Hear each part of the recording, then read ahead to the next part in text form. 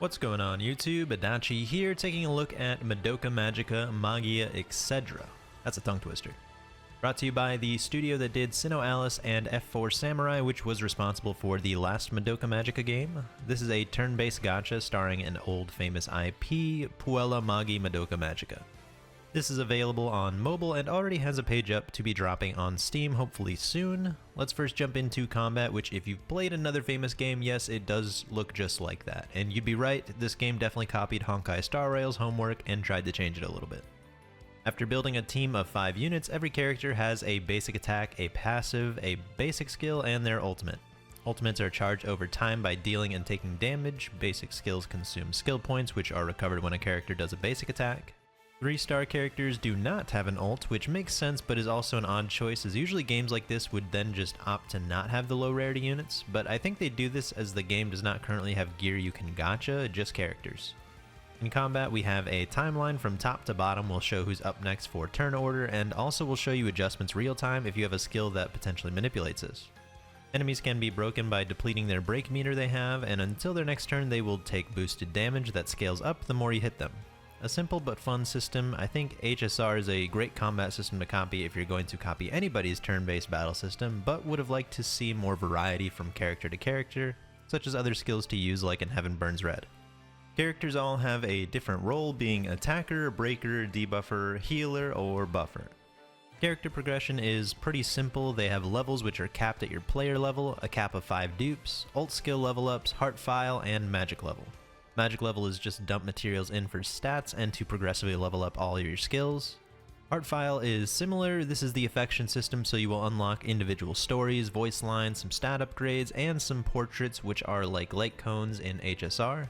These portraits are so far the only gear. There's also one other thing I hadn't unlocked yet, but I did not see when I would actually be unlocking it, even after 7 chapters of story, each being pretty sizable, and with how the power wall grows, the game probably wanted me at this point to grind or start going down hard mode. Characters do have these support abilities though that say something like equip to breaker, so I assume this last system is to equip your reserve units onto your actual team for some stat boosts. As for portraits, these are only obtained so far through story, events, and probably login rewards. They can get 5 dupes as well, all obtained in-game and can be enhanced up to 5 levels.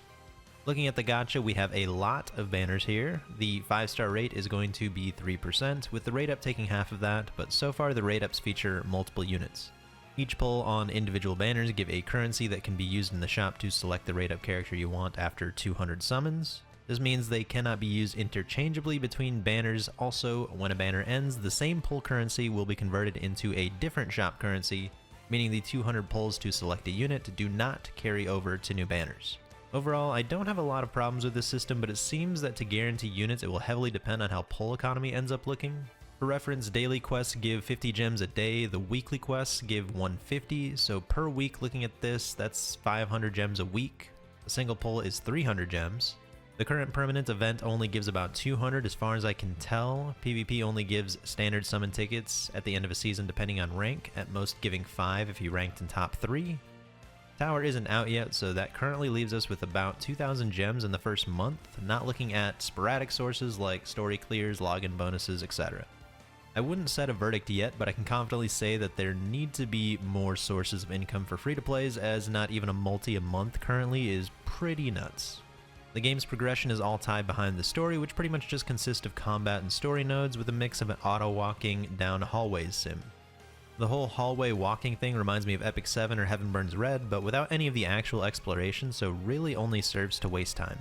The story is following the main character, a silhouette trying to find out who she is by exploring the memories of other magical girls, which so far has basically just been a retelling of the original show. For that reason, I'd give the story a score of just go watch the anime. As far as other game modes look, we have the hard story, and I think one more difficulty after that, upgrade quests of different varieties, event quests, tower, and PvP. Upgrade quests can be skipped once cleared once, some can only be done a few times a day, same with the current event, that it can only be done 5 times a day.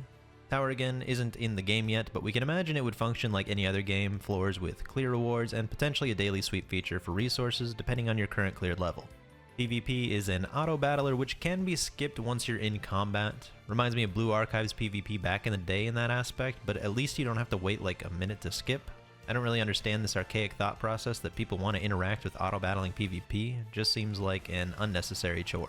There are also guilds which give you guild missions, but looks like you have to wait 2 days once joining a guild to get access to the weekly missions. Also has some kind of planned combat related content, I assume, but who knows when that will drop. Music is also pretty good, especially the boss theme.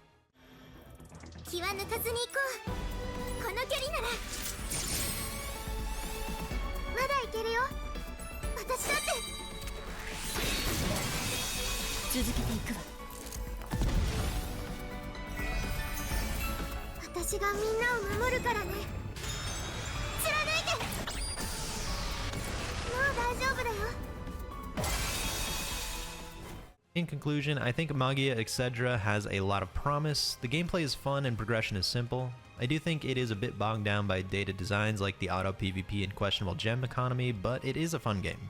If you're a fan of the franchise, I think you'll have a great time, and if not, if you're into at least a solid turn-based RPG, I'd say give it a shot. Thanks everyone for watching. Like, comment, subscribe, or don't. See ya.